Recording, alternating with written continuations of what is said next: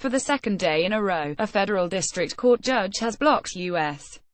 President Donald Trump's third, stricter and indefinite attempted travel ban from coming into effect, related Trump to dead vet's wife. He knew what he was signing up for. Maryland District Court Judge Theodore Chuang ruled in favor of the International Refugee Assistance Project and the American Civil Liberties Union, ACLU, and against the U.S. President Donald Trump regarding the president's September 24 executive order. The ban attempted to heavily restrict citizens from Chad, Iran, Libya, North Korea, Somalia, Syria and Yemen, as well as certain Venezuelan officials and their families, from entering the country. Chuang ruled that the order violated parts of the First Amendment and exceeds the president's delegated authority under the Immigration and Nationality Act to suspend the entry into the U.S. of classes of immigrants and non-immigrants. The judge also wrote that Trump's string of tweets on the issue offered convincing evidence that the latest policy is an inextricable reanimation of the twice-enjoined Muslim ban that the former reality television celebrity called for on the campaign trail, and thus is likely to be found unconstitutional. Particularly where, in August 2017, President Trump tweeted a statement that a method hostile to Islam, shooting Muslims with bullets dipped in pig's blood, should be used to deter future terrorism. There is no record of public statements showing any change in the president's intentions relating to a Muslim ban, he wrote.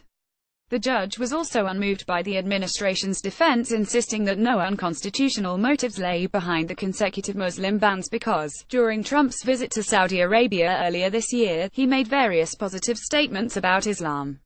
Instead, the court noted that the Saudi speech did not in any way repudiate the president's prior intention to impose a Muslim ban. Additionally, the judge found that the inclusion in Muslim Ban 3.0 of two non-Muslim majority countries, North Korea and Venezuela, did not persuasively show a lack of religious purpose for the ban, but simply constituted a form of window dressing that would only affect a relatively tiny group of the country's respective populations, such as officials, versus the banned Muslim majority nations.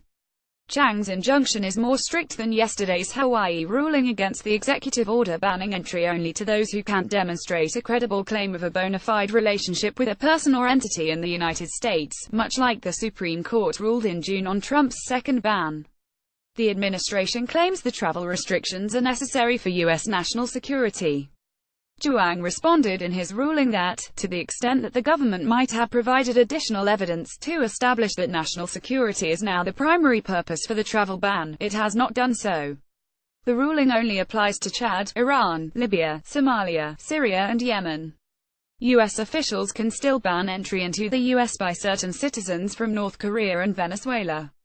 The injunction from Maryland is also the more limited of the week's rulings, allowing some of the new restrictions to take effect, such as those affecting people who lack a credible claim of a bona fide relationship with a person or entity in the United States. The Justice Department is expected to appeal both rulings, meaning this version of the travel ban may also be headed for the Supreme Court. No matter how many times the administration tries to dress it up in a different outfit, it's still a Muslim ban, said Maryland plaintiff Becca Heller, director of the International Refugee Assistance Program. We will continue challenging it until this cruel and senseless policy is indefinitely blocked. We've cleared our schedules.